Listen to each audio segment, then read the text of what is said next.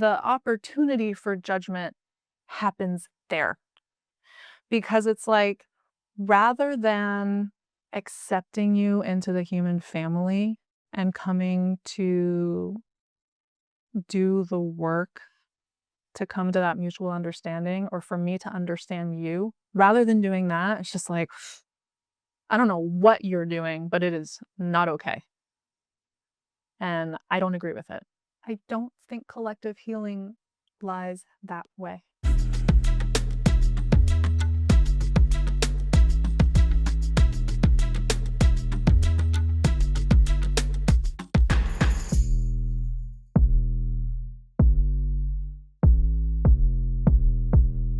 Hello, and welcome to the New Humans for New Earth podcast. I'm Queenie, your host, and this podcast is a place where we discuss the great shift into New Earth that we are all living through today. Here, we introduce you to wisdom, perspectives, and information to support and inspire you in making more aligned choices in your life. Today, I am so excited because my personal bestie is back for another episode. Please give a warm New Humans welcome to Gabe Torres. I'm glad to be here. I am so happy that you're here. I've actually been looking forward to it all week. Me too. Yeah. It feels like, I'm an only child, so I never got to have the older sibling come hang out or whatever, but that's what I imagine it would feel like. Well, all of my family's been away for a few years, so I'm happy to have a sister. Mm-hmm. Okay. Big brother. I was thinking about this recently. So often the narrative as you grow up is like, you have to forgive your parents. But it's never like, hey, wouldn't it be great if you and your parents sat down and kind of had a moment where you both just acknowledge each other's humanity and both acknowledge that there were moments in your childhood where they didn't show up for you, and moments where you were an asshole because I was an asshole. Yeah. Mm. It's I'm like, sorry, Mom. also guilty. Mm-hmm. But there's an opportunity for a give and take and a acknowledgement human to human about sort of some of the limitations and the mini tragedy that is growing up, right? Like the series of mini tragedies that is being a child. And that's just never part of the conversation. It's always about how you're supposed to forgive your parents. Yes. And it's wild because, I've seen really close to me, I've seen parents where, they should be asking for forgiveness because they just don't see their children. And those people are the least likely to actually do that, right? They're actually more likely to be demanding of praise or telling their children that they have the problem, Yeah. No, that's, not pointing anybody out here, trying to be as general as possible, but yes. Yeah. That is real. It's a real thing. Oh my goodness. The relationship. It's funny because I've been able to have a better relationship with my mother lately. And there are conversations like that. Like, hey, I'm sorry I was an asshole. Wow, the things you had to do for us, the things that you're still going through as a result of the things you had to do for us, So that's why I'm grateful for my mother. That's beautiful. Mm-hmm. Yeah. The big one is religion. Like I should be, closer to her experience of religion and everything that I'm doing wrong and how I'm gonna die and end up in the fire pit. You're like, Mom, I'm actually very close to God. It's just a different relationship. Yeah. I try. Yeah. Well, and that is a great segue into sort of what I was hoping to talk about today, actually. Oh, wow. Yeah. Which is judgment. Poof. That was judgment right there. Poof. I know, it just feels so heavy. Here's why I want to talk about this today. So, a couple of things. One is, in my life, when a subject kind of gets brought up like 3 times in a short time span, right? I kind of take that as a opportunity. Or no, like kind of like a knock on the door from the universe being like, so anyways, it's time to look at this. And I try to cut it off at 3 because like that knock just gets louder, It does. and it's like, I'm just come on in, like we don't need to knock any louder on this, right? I don't need to get smacked around. I don't need anything to fall apart in my life. Like I will answer the door, you know? And this concept of sort of backing away from judgment or with, I don't want to say withholding judgment, but kind of just not engaging in the judgment game has come up a couple of times. And you actually were the third time around a couple days ago when we were on the phone. And I was like, oh, there it is again. All right, all right, all right. And, so I have this vision for this podcast, but I very much believe that this podcast wants to be something. Like it has an intelligence and a life of its own. I'm just kind of here putting the equipment up and being the body that says the words, Yeah. And so it seems like judgment wants to be talked about today. And I don't know. I don't quite know how to introduce us further than that. I mean, this was what I prepared, but maybe just let me just like get a little meta and break the fourth wall a little bit, talking about this podcast. It's like I didn't explicitly consider when I started doing this podcast that I would grow necessarily as a result of this. I knew that there was like a subject area that I wanted to explore. And I knew that there were changes that I, would likely make in my life as a result of that exploration. But what I didn't anticipate was what recording myself speaking and then having to watch that footage was going to do to me, for me. Funny. Oh my gosh. I mean, I think one of the biggest things that it's done is I've become very aware of some of my speech patterns. Another thing that I've noticed is that I have shoulded myself probably 3 or 4 times in the episode so far. And, I'm sort of surprised by that, right? Because I thought I had kind of eliminated the word should from my vocabulary already. There is 100% something to be said for being impeccable with your word. But like some words almost seem to have this like built-in judgment. For instance, the word lazy. If you call someone lazy, you're kind of already judging them, right?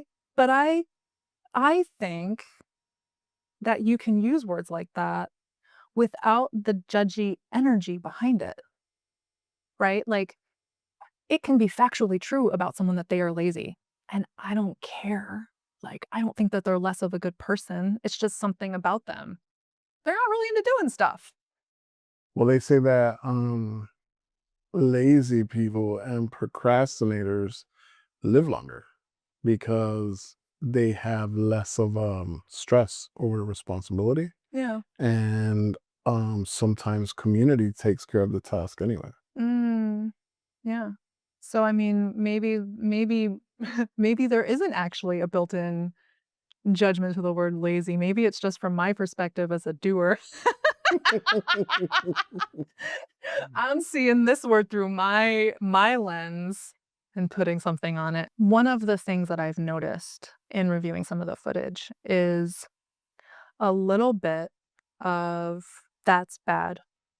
Those people want you to think this. Those people have this motivation, this agenda, and also like, we don't like that.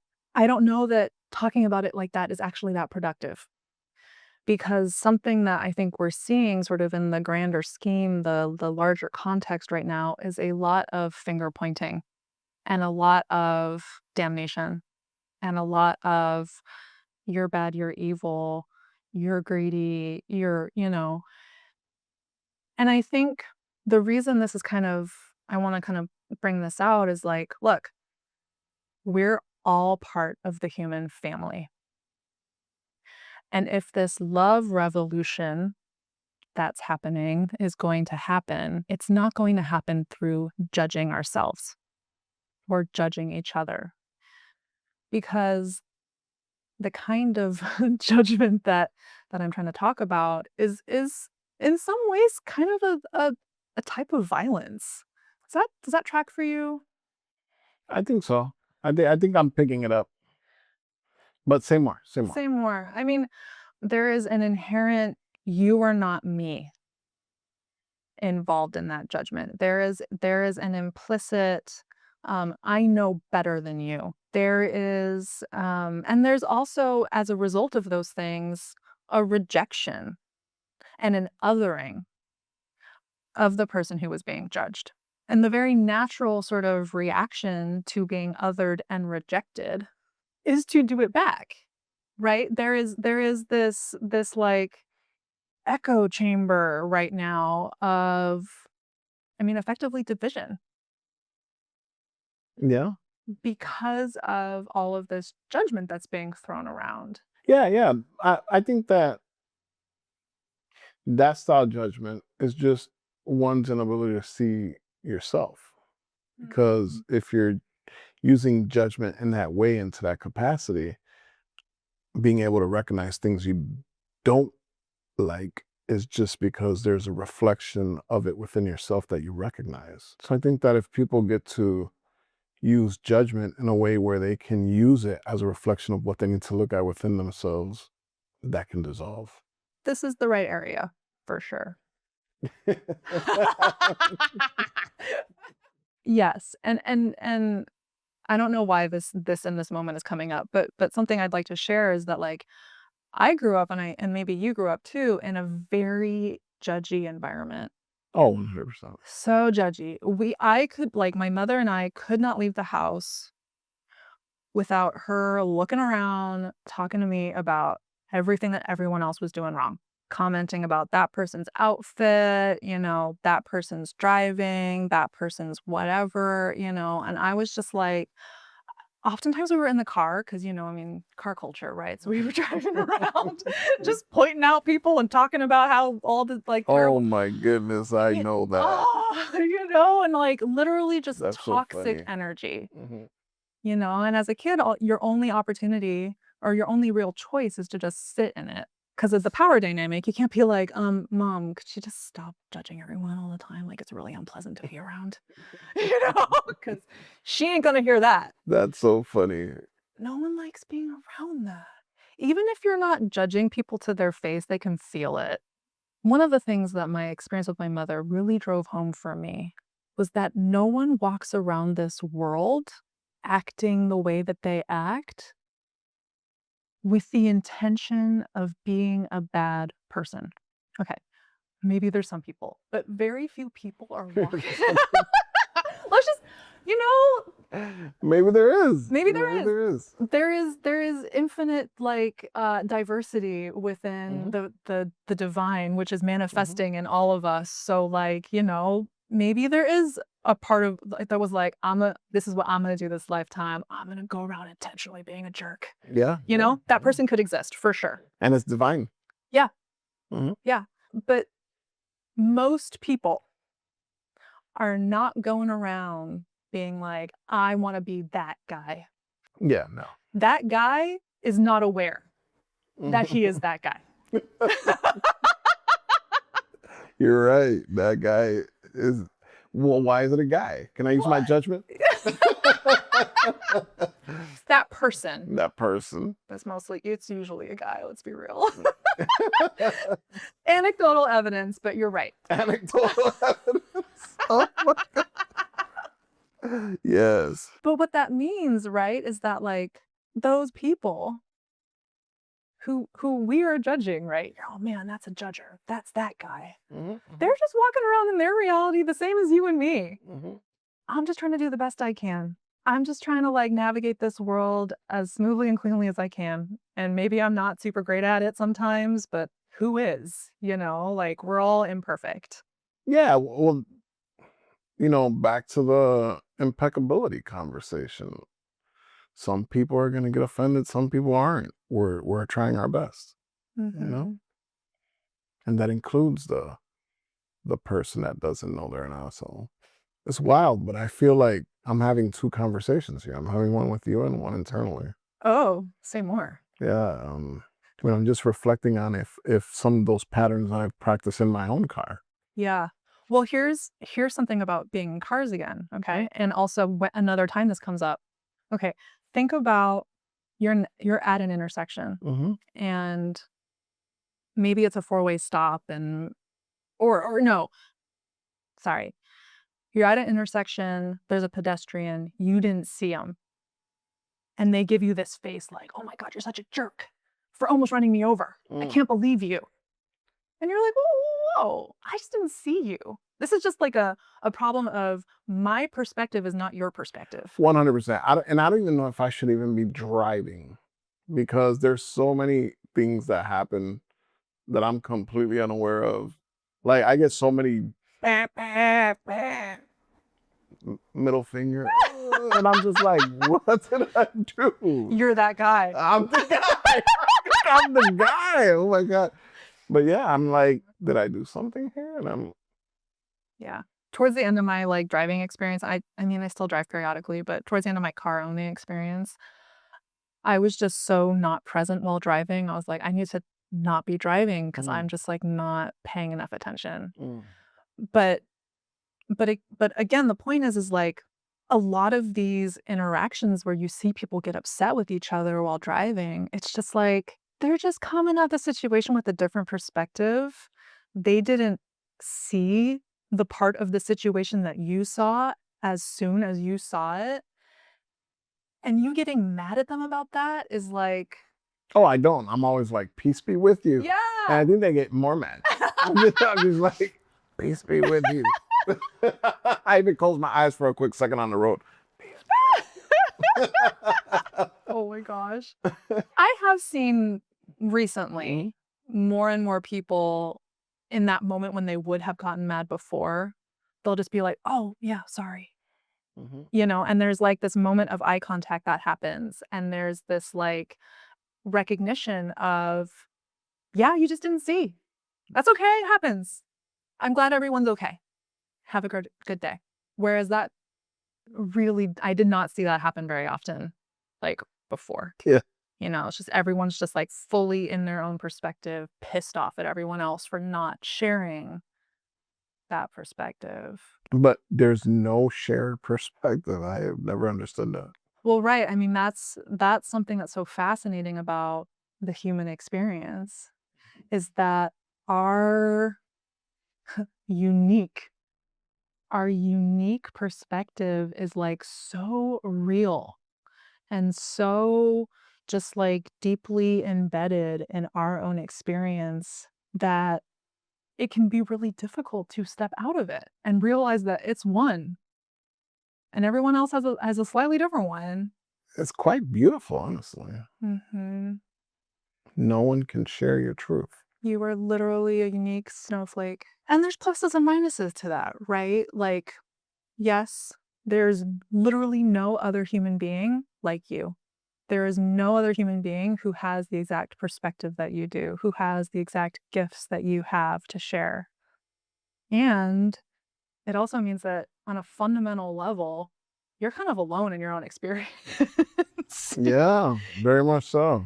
And a narcissist to your own experience, too. I mean, yeah. To the extent that you're unable to recognize and acknowledge other people's 100%. Yeah. Yeah, Yeah. yeah. I mean, just the other day, I was talking to this younger person, and I'm trying to give them a little bit of spiritual knowledge. Mhm. And yeah, that person just turned right back around and sat me down, and I was being schooled. I'm like, oh my goodness, Really? tell me more, tell me more. How old are they? Out of curiosity. Mm, I mean, they were definitely in their like late 20s, early 30s. Mm. Yeah. Something that I've found to be just like so key to life and growth and self-transformation, interacting with other humans, is the intellectual honesty to know that you just don't know everything. And I think maybe honesty isn't the right word. It's like like honesty with yourself, but it's almost like intellectual humility. And I still get it. Like there will be times where I will have missed something about a situation, but I haven't gotten clued in on that yet. But there's just something that's not fitting.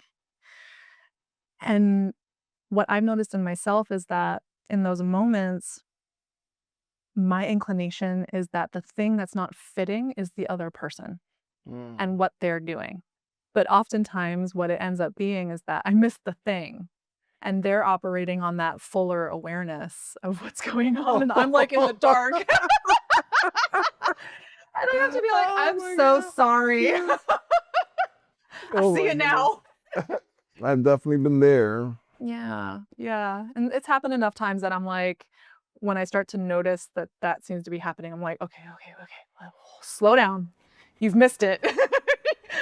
Find the missing piece, Catch it somewhere. Yeah. Oh my God.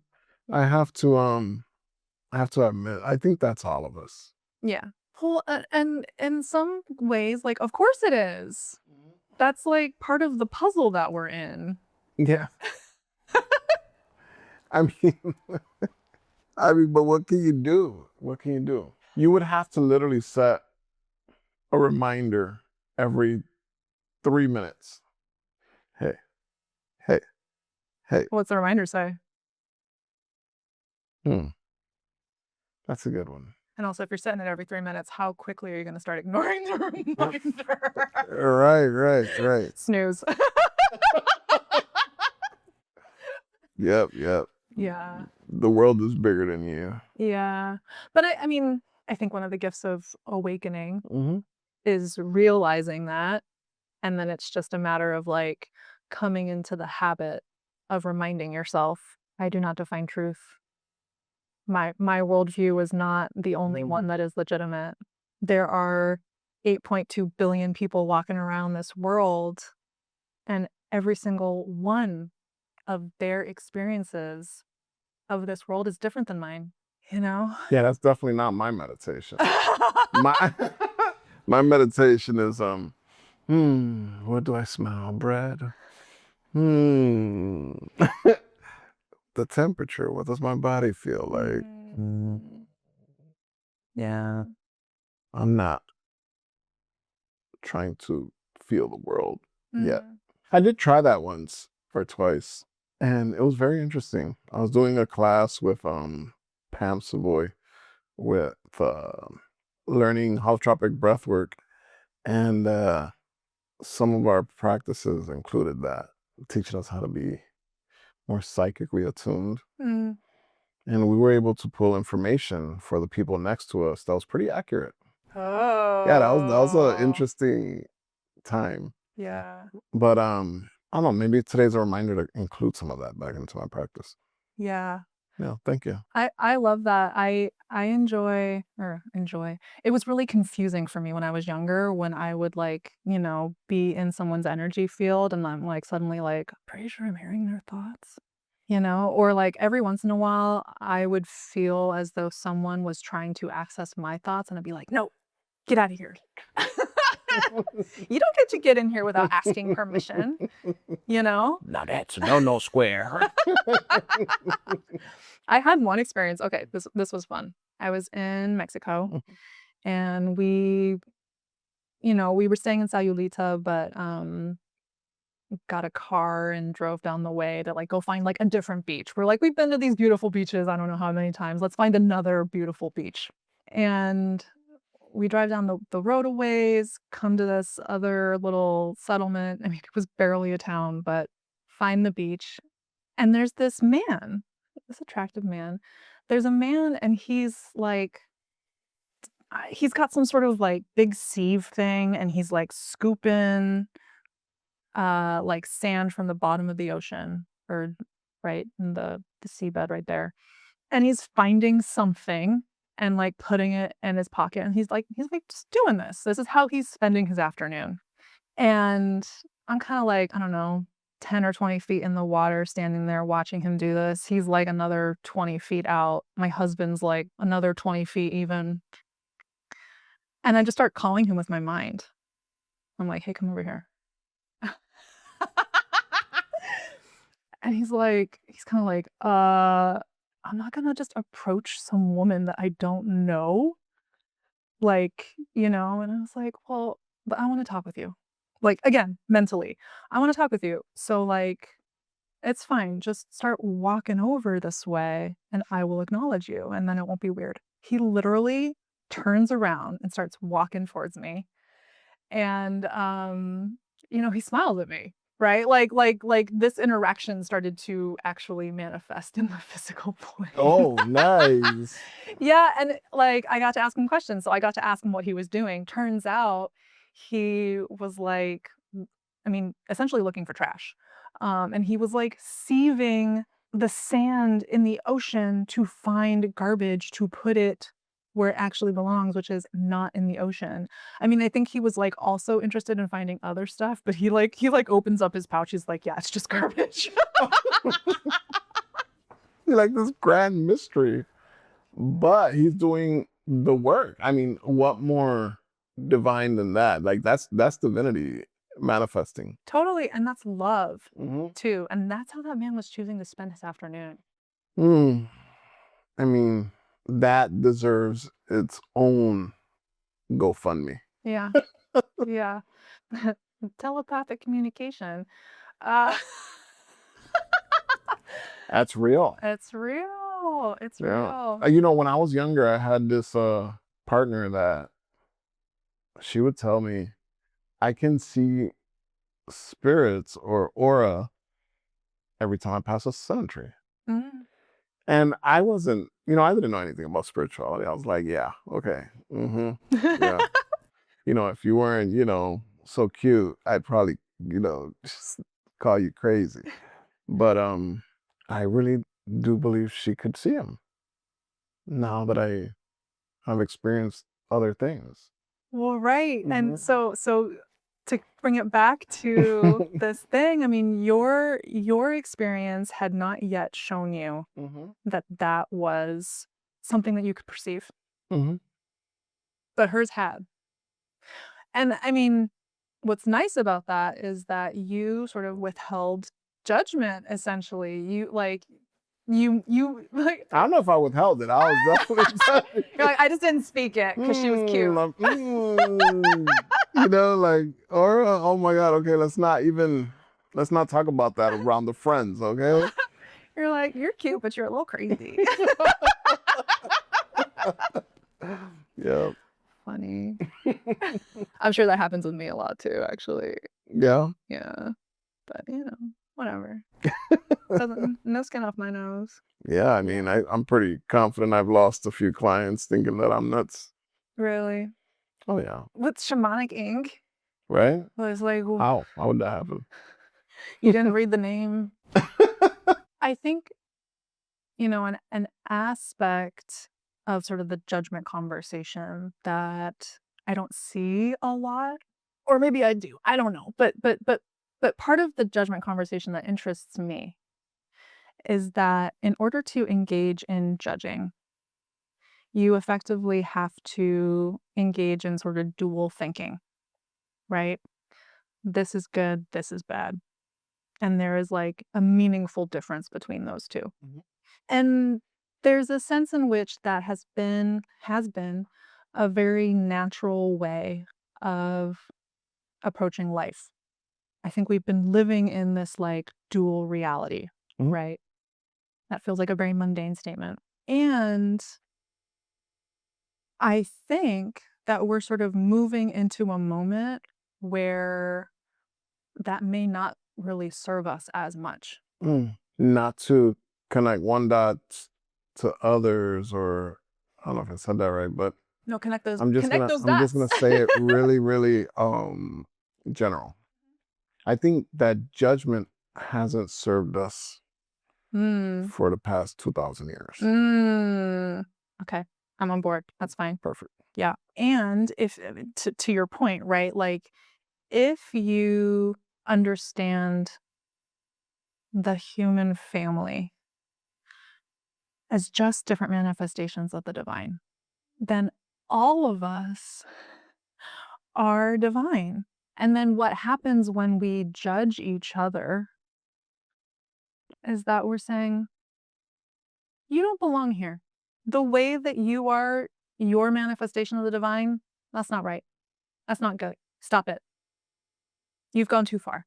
And I don't say that as a way of excusing or saying that there are no sort of limitations on, and the word that's coming to mind is acceptable behavior, but that in itself is a judgment, right? I mean, I believe we have to judge to some degree what we want our reality to be, but not really hold negative judgment to what other people want their reality to be. Yeah. Well, and there's a sense in which I think that we can't really do the collective healing that needs to happen if we're engaging in judging, right? It's like because then we're still doing the divisive thing. We're still saying this part of the human family is okay and gets to be part of the collective and that part doesn't. You get to get ostracized. Yes. And I mean, I'm guilty of this as well. There was an episode, I think episode 6, where I commented about how, I've been seeing stories about how the billionaires were building bunkers, and I'm like, what do you think you're going to do when you realize that you don't have any practical skills in your bunker? But then, still a fair question, I think. But the point is that. Oh my God, that is so real. Listen, if you want to go down there, take a plumber, take an electrician, Yeah. take an HVAC guy or a girl. Find the right people to take with you. Yes. And take more than one partner, because if you're taking all them down, some relationship situations are gonna change down there too. Some relationship dynamics. Yeah. If you're looking out at this world and you're a billionaire, eat the rich, F you, and like, look, I don't disagree with some of what's driving that sentiment. But if you're a billionaire and you're not walking around this world trying to be that guy, you're just trying to do your best in your sort of context of reality. You're trying to continue growing your business because that's what we do here. You're trying to continue sort of securing the resources that you need to do that because that's what a business owner, CEO, whatever does. And then you're getting a lot of shade for it. And people are like straight up like threatening your life in some cases, calling you evil. I mean, shoot, I might build a bunker too. You know what I mean? And it's like, again, it's like the love revolution, the human family. It's like we can't have that and do that with the fuck you energy. It's not the way. It's the same concept of like, you're not going to achieve world peace through war, and I think, again, to kind of connect it back again to this, we all have sort of these different unique perspectives. It's like, if we are trying to be and embody love, I believe that part of what it means to love someone is to seek to understand them. And like, we are set up to have that challenge, or this reality is set up for that to be a bit of a challenge because we're all in our own individual worldviews. So there is this built-in sense in which loving someone and understanding them involves some effort. There is like this translation that has to happen between your worldview and my worldview for us to sort of come to a mutual understanding of one another. And that's where you say the judgment needs to dissolve. I think, yeah, I mean, I think the judgment, the opportunity for judgment happens there. Because it's like, rather than accepting you into the human family and coming to do the work to come to that mutual understanding, or for me to understand you, rather than doing that, it's just like, I don't know what you're doing, but it is not okay. And I don't agree with it. I don't think collective healing lies that way. Because there's two different conversations in my head. Yeah. I'm thinking collective healing and self-healing. And I don't think one can exist without the other. I think that the only way for you to stop judging others is by like stopping the judgment against yourself. I agree that they're intertwined. Mm-hmm. Yeah. Again, using it as a reflection to understand that you're not really judging what's in front of you. You're judging the reflection of yourself through what's in front of you. This can be where it gets like this mind kind of game trick of like understanding the mirror and how it relates to you, and how it's not really about them. And yeah. That part I get lost in a lot. And I'm not saying that I don't find it useful, or even that I don't think there's like a really deep truth there, but it's easy to get lost in it for sure. Yeah. Yeah, because you really don't want to see yourself in it. But if you recognize that you are a manifestation of the divine, which means that you literally encompass all of it, even the stuff that you believe to be distasteful. You have it all. You have it all. You are part of it all. It is all you, and you are all it. But how do you get to that point without like drinking a cup or a truck? Yeah, I mean, How does the world get there? Yeah. Is it one road rage at a time, or The every 3-minute reminder? the every 3-minute reminder? Yeah. Intellectual humility. And the thing is that once you understand how to stop the judgment within yourself or with others, I mean, it becomes simple. Then once you take judgment out of the equation, the emotions that come with the judgment are no longer relevant. Like they cease to exist. So you can actually live in peace. Yeah. I mean, I would be, again, this part gets really, it trips me up a lot, right? This concept of the world reflects at you what your internal experience, right? Because if you take that really literally, then what that means is sort of the moment that you're able to actually achieve this non-judgment place, that theoretically all of these things would disappear, right? I don't know, practically speaking, if that is accurate. I'd like to think so. But it's like, okay, say that we figure out how to say to the billionaires collectively, like, okay, we see that you're part of the human family. We see that you are not acting out of evilness. You are acting out of your own experience, your own perspective, the incentives that are structure that is built around you, the sort of cultural understandings that, frankly, a lot of us all share. It just may be that, for one reason or another, like, you have been extra super successful at this Monopoly game that we apparently are still playing. And like, let's sit down and be real with each other about like, what is going on this planet. Let's acknowledge that, like, because you've been so good at the Monopoly game, you now have this incredible influence over what is going on our planet. And like, hey, brother, we have to address this. This is not working for all of us. That's sweet in theory. In theory. But what's the incentive? For them?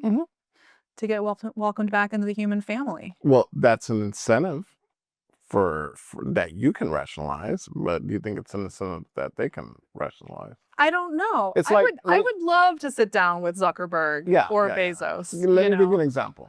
Do you think Iran could be like, okay, US, I get it. This is the reality that you have been, but let's really sit down and talk about this. Do you think that can happen? Or do you think people of color or Black culture can be like, all right, white culture, let's really, let's sit down and talk about this. You know, I can't, can that really happen? You know, like what's the incentive? There's historically, I don't know, you know?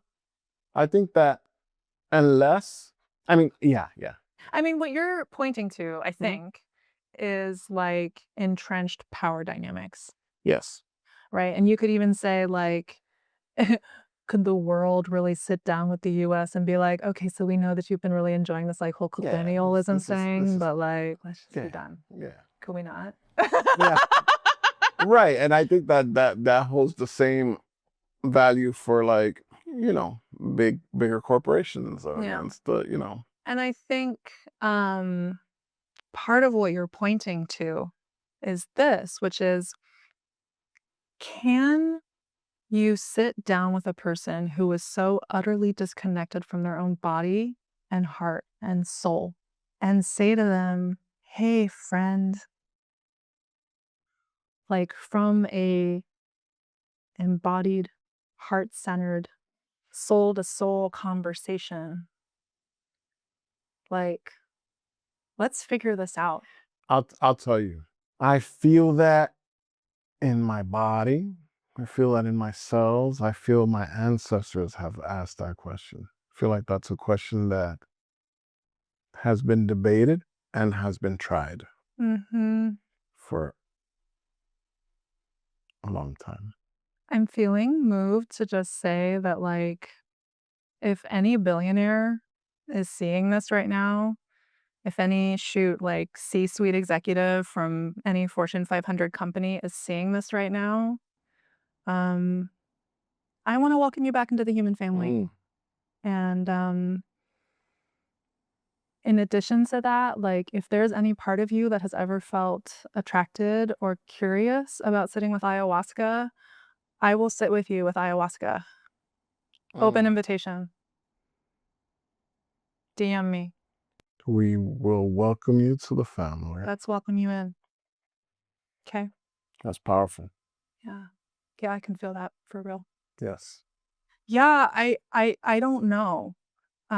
Because, like, you know, the if we give up like intellectually on the possibility of that, then what we're saying is there is something inherently different and unrepairable about these people. I don't think that there is anything unrepairable about anyone. I just think that the way that we've tried for a long period of time has failed for a long period of time.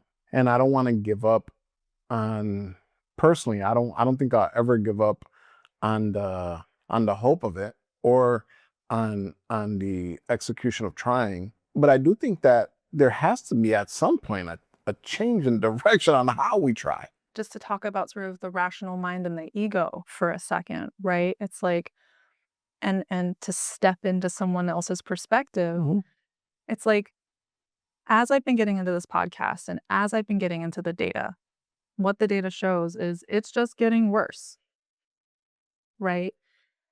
And if you are entrenched in the rational egoic mind, then part of what that means is that you believe that the future will necessarily resemble the past. And if the past is, this is just getting worse, then you're just going to assume and project into the future that it will just keep getting worse and worse and worse. And we're just on this train. Well, my thought process on it is that all means, right? All possibility to stop a bullet train with whispers have been tried. Sometimes you need something to take the momentum off of the track. I don't know if what we've been trying is what's going to move that momentum to slow down. Give me some for instances about what you're talking about as far as what we've tried. Michael Jackson had one of the biggest platforms, and he didn't live long. He wrote that song, All About Us. And he included the children, the animals, the forest, the indigenous people, black people, white people. I mean, the whole entire world was in that message, and most people don't even know that song exists. Yeah, platforms. Yeah. I mean, look at every single. I mean, I don't want to say every single, but maybe 95% of history's black leaders have tried. Some of them are laying next to Michael Jackson. I don't know. There's been a lot of attempts historically. Yeah, I feel that. Look at what happened with the indigenous people of this country. And even today, they're selling off their land because they can do it now with this political climate. Even today, reserved land is being sold. I mean, how hard have they tried? I don't want to be insensitive to the reality of what you're sharing. And like, you're doing the same kind of thinking of the future will resemble the past. You know, the rational mind, super helpful tool, but it can only get us so far. Yes. You know, I think sometimes it's like part of the reason we kind of continue in this pattern is that no one wants to be like, okay, I'll be the first one to get off this train. You know, like I will take sort of the hit, so to speak, of being the first one to be like, this doesn't fucking make any sense. Can we stop? You know, and it's like, for instance, I saw a statistic the other day that said in order to fix the global water supply system would cost like $117 billion. Whereas we are collectively spending something like 297 or something like that $billion a year on privatized water. Like, the amount of money that we're spending to sort of band-aid this problem dwarfs the one-time cost that it would be to fix it.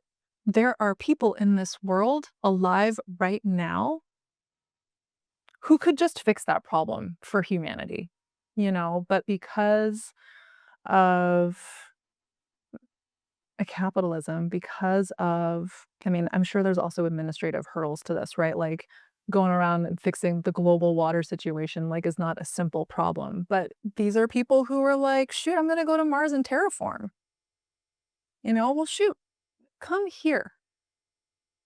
You know, make this a better world. You know, and I was talking with someone the other day, and she's talking about, I don't know, I mean, the similar thing, you know, these billionaires, they're crazy, they're evil, blah, blah, blah. And I'm like, look, I mean, sure, but also think about these people have data on most of humanity. And I wonder what they're seeing in that. Because, like, we're not all angels and roses either. You know what I mean? So, like, we have a particular view of them, and they probably have a particular view of us, too. It has to be that way. It has to. I don't see a reality in which it wouldn't be. Yeah. So, hidden knowledge. Yeah. And here's another sort of aspect of this that like around duality, that and that refraining from judgment aspect is this, which is, as I've gotten onto sort of the universe's like sense of humor, I think you've probably gotten a sense of this too. One of the things I've learned that the universe loves is when two apparently like polar opposites come together and like fuse into one. Oh, that's usually divinity. Yeah. So what I'm hearing you, well, I don't know if this is what you're saying, but you're saying the extreme of one view with the extreme of another I guess what I'm trying to say is something like, you know, we humans have been engaging in judgment in this dual reality for as long as we can remember, right? And as you said, it hasn't really been serving us super well. Right? And, if, as I believe, like part of what is happening is this collective awakening. And if you sort of take the like spiritual evolution of humanity as part of the underlying sort of plan of what is happening here, or theme, then part of what that means is that the plan of humanity is for our sort of disparate worldviews to almost like collapse into one another, or at least for us to stop having such firm grip on the truth and rightness of ours versus other people's, right? Coming to like fully embrace the whole divinity as it is manifested in the whole of humanity and the whole of like this earth manifestation. And as a result of that, I believe that part of what where we're going is sort of coming to understand that these opposites, these dual pairs that we think are so different, are actually just part of the same whole. Oh, 100%. Just like we are. We're all just part of the same whole. And I guess to connect it back to judgment, it's like the more we do that, the more we continue to engage in judgment and to say, no, these are separate. The sort of, the more we're sort of pushing that away, that moment away. Part of what I'm trying to do in my life and here on this podcast is to really embody love and compassion and kindness. And so, I guess the thrust of this is like, I noticed that I wasn't doing that in full integrity. And so, I'm kind of like wanting to engage in this conversation and sort of share it with my listeners to sort of be like, okay, like we've been doing this judgment thing. And, I don't know that it's been getting us to where we want to go. And I don't think that this energy is the energy of the love revolution. This engaging in this kind of judgment only contributes more to division as opposed to the unity that we're seeking. And then sort of that leads to the sort of larger like thought experiment of like, well, what would it be like to stop engaging in that judgment, particularly within the context of sort of what's going on with the billionaires and what's going on with climate and blah, blah, blah, blah, right? Yeah, there's like so many thoughts going through my head right now. I'm trying to clear my mind to get through like a thought that's my own, Yeah. Yeah. because you're absolutely right about, love always, always prevails. I mean, that's the answer, right? But there's another part of me that says, well, that works if a huge, if the right number of us can do it collectively together at the same time. That would be beautiful. And maybe we can, start, I don't want to call it a trend, but maybe a day where we remind people that this is that day we try. Maybe, every quarter there's a specific day, or, who knows, right? How we can continue to try that. Then there's another thought process in my mind that says, well, there's been thousands of civilizations that have, of cultures that have truly been in that love space and trusting, and the consequence of that being maybe not prepared or ignorant to what can happen because of that. So how do we balance, I guess, how do we balance history with future in a way that feels, I don't want to say like prepared for any outcome, but I mean, help me out here. What would be a good word here for that? Realistic.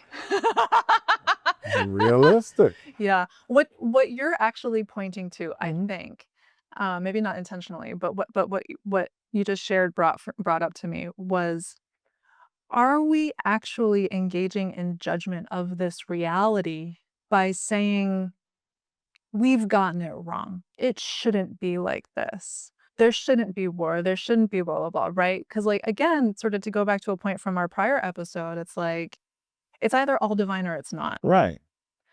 And something that I wonder about in myself is like, is this concept of sort of the prevailing of love actually just imposing judgment on this reality on sort of like a more general level? It shouldn't be like this, you know? Mm. And I actually kind of think about it more in just terms of cycles.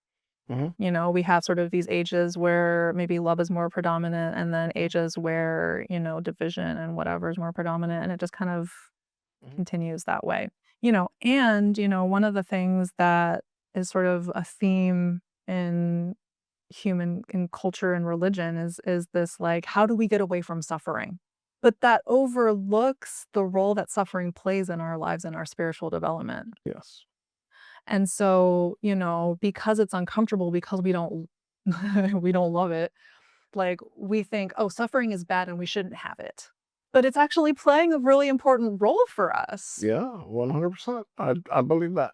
And so, you know, again, to sort of go back to duality and the fact that really it's not dual, it's like the paradox of all of it together, which is where the hystericalness comes in, right? You know, I think that whether you have a grasp on love being all or our own judgment of what something should be, whether pain and suffering play a role in our spiritual development, or you know, there's a lot of different ways of saying it, but individually we have a vision for ourselves. And what we see for ourselves is usually the direction we want our environment to take. For some people, you know, they want carnage, and that's okay. You know, some people want love, and that's okay. I mean, I know people who want a sex cult. I'm like, you know, that's okay too. Right? You know what I'm saying? So yeah, I think that there's a lot of judgment in judgment. There's a lot of judgment in love culture. There's a lot of judgment in the opposite culture. I think to your point, one duality over another side of duality, and whether you're on a polar opposite end or in the middle, I don't know if I believe in duality anymore. I believe that duality exists as a construct, but you know, I don't know. I think a chair exists only because we want to sit. Or a chair may be a good or a bad chair depending on our reaction to it, like what we're looking for in it. Again, to go back to the orchestration of it, Mm-hmm. right? And your expectations about what it should look like. It's like we're all just part of this like incredibly complex game story that divinity is playing with itself. Yes, divinity is playing. We are playing a role Yes. in divinity's play. Yes. I understand that wholeheartedly, but it's my role. You know what I mean? Like, I have to play it. I want to play it. Yeah. I don't want to step outside and say, okay, I understand the play now. I don't think I need to be part of the play. You know what I mean? Now I can sit over here and you guys play. No, I want to be in there in the trenches, you know? Let me be ignorant one day and remember another. Let me understand what love feels like today, and let me hopefully I'll never forget. That's a beautiful feeling, right? But yeah, I mean, I guess what I'm saying is there's a place for both parts, right? And not be hypocritical. There's a place where you can understand, yes, we are playing a divine role, and we should accept the extreme of one side and the extreme of another. We should accept the middle. It's all divine or none of it is. And we should also accept our role in the way we want to see ourselves grow old, or see our environment, or and shape that in a way that has judgments to shape it with. And I think that that's been one of the hardest parts of my journey, is understanding that I'm not one or the other. I'm both. Both what? Both divine and connected to all of it. And sometimes I can see it and be part of that beautiful fabric. And sometimes I'm in the human experience, fully in the flesh, saying fuck you to the driver that cut me off. Mm-hmm. Yeah. And that's actually like, I talked about the dream for humanity last time. I think it's this merging of the divine or the infinite with the finite, right? And I think what you're talking about is like you're like on the edge, or you are experiencing that Mm-hmm. merging. And that's again that collapsing of the polar opposites. That's the paradox. That's that yummy juice that the universe is always going after, And like story. Let's talk about story for a second, right? Story gets driven forward by obstacle, by challenge, by conflict. Without those things, there is no story, there is no plot. Yes. Right. And there is, but it's not juicy. No, it's just like hanging out. I mean, it's the video game when you've beaten all the levels and everything's unlocked to you and you're like, well, why do I even play this anymore? Right. It's boring. It's boring. No, 100%. I've always said I'd much rather be next to the person that is grateful to eat a sandwich than next to the person that's complaining that the yacht is too small. Obstacles. You know what I mean? Like, yes. Yeah. And you can be like, it is hard for me to relate to the exact particulars of this challenge that you are facing, friend, but I feel you. I have also been disappointed in my own life. I think that's what I'm going to start saying from now on. You know what? I think that your challenge is completely stupid. No. I didn't say that. I can't relate to your No, I can't. I can relate to your challenge. I've also had difficulties. Maybe not like this because yours is stupid, but Yeah. Because we all deserve to feel like we're part of the family. I had a ceremony once where Trump was involved in it, and I felt sorry for him. I feel sorry for him. I was like, holy fuck, how many walls, how many, I mean, Jesus, layers and layers and layers and layers and layers have to be put up in order for you to be able to move in the world being hated to that capacity. Well, okay. Hot take by Queenie. Let's flip it around, right? So hurt people hurt people. Right.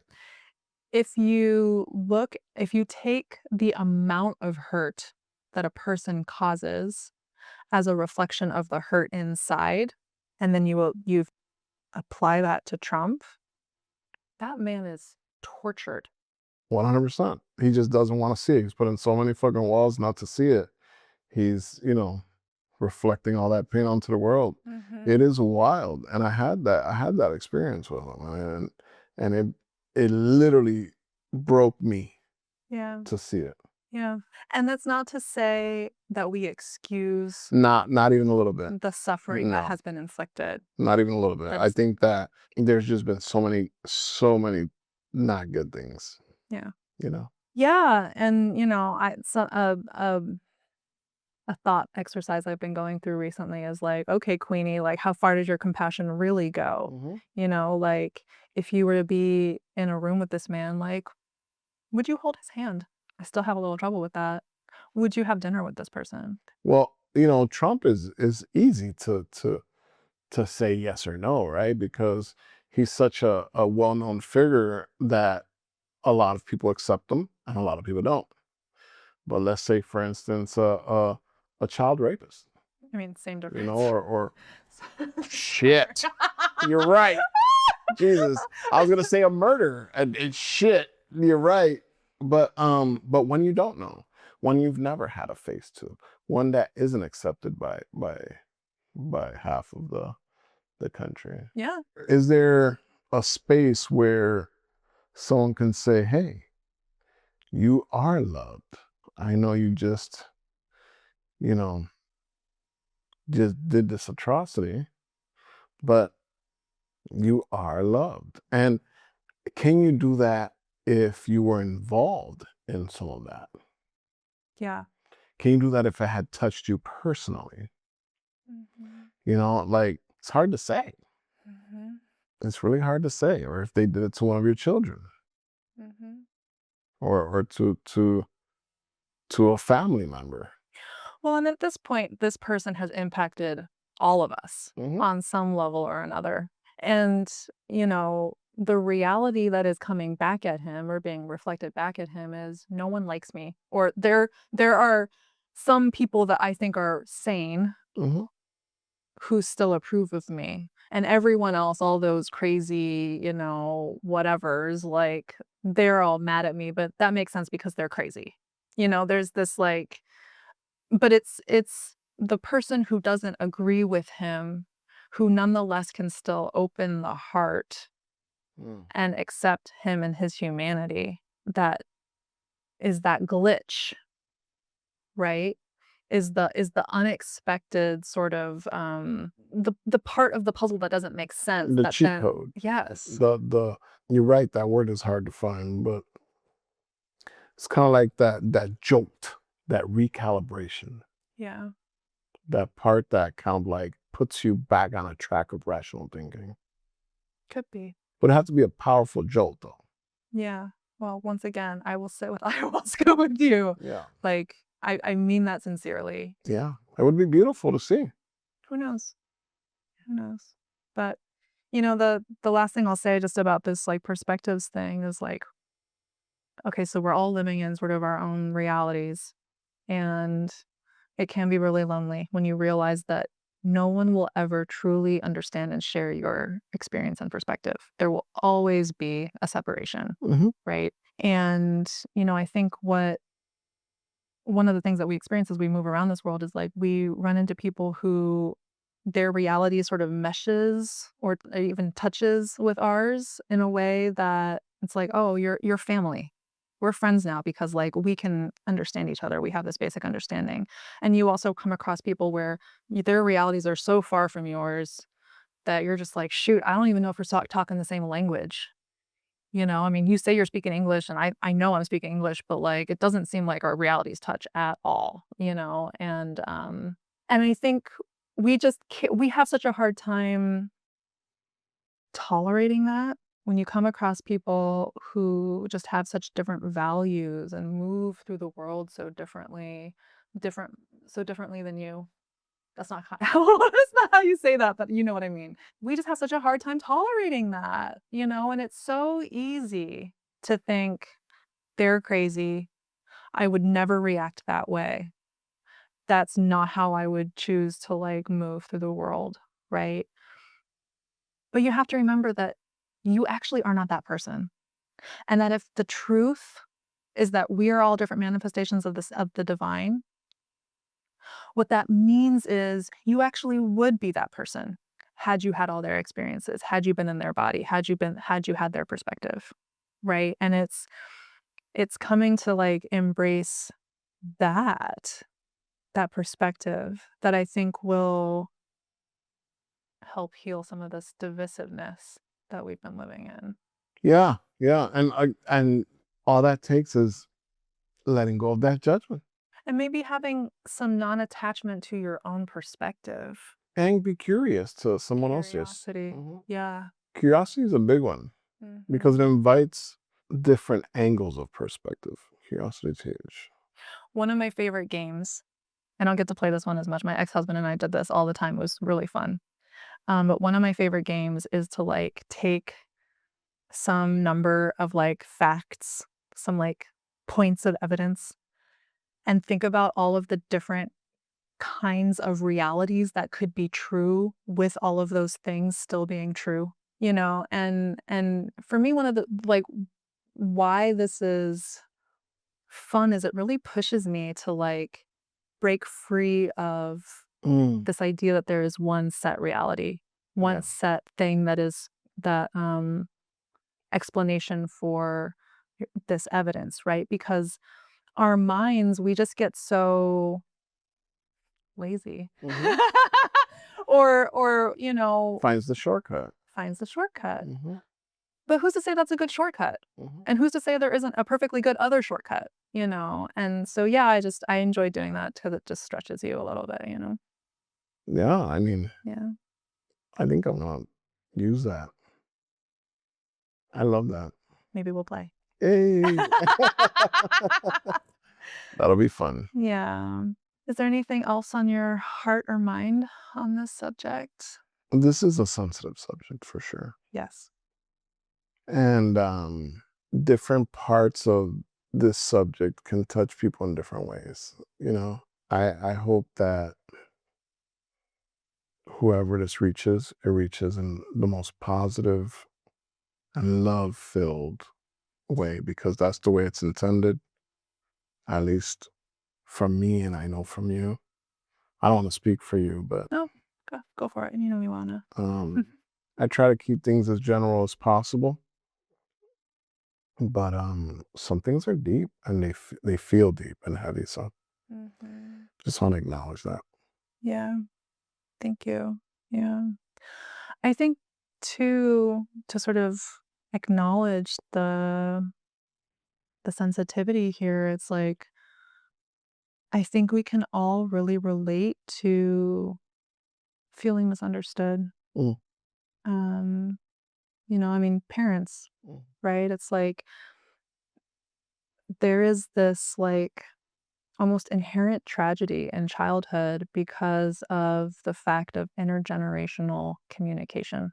Necessarily, it will be the case that like the child cannot communicate fully what it wants or needs in a moment to its parent, and the parent will not understand or be able to intuit what that child wants and needs in that moment. And there is a trauma that results from that. We just keep moving through this world doing that to each other over and over and over again, not even realizing it. Yeah, maybe there's just opportunity to have a bit more compassion and empathy with ourselves and each other. Yeah. Realizing that. Thank you for joining me for this conversation. I think you were exactly the right person to have the conversation with. Oh, thank you. I appreciate you being here for it. Thank you. With me in it is what I'm doing. Oh my God. I love it. I love it.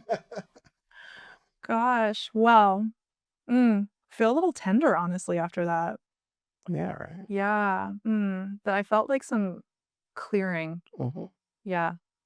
For me, it feels like it was a silent yell. You know when you yell and release? Yeah. All right, New Humans family, thank you for joining us for this tender, compassionate, sensitive conversation as well. But if you found this episode to be inspirational, helpful, healing, informative, refreshing, please share it to your social media and tag us. Share it with your friends, a partner, your family member, or anyone that you love. If you loved this episode, please leave a review. And be sure to subscribe wherever you're listening to this podcast. This is how we grow the New Humans community and help inspire others to join us in co-creating New Earth. This world is what we make it. Thank you so much for being here, and I'll see you in the next episode.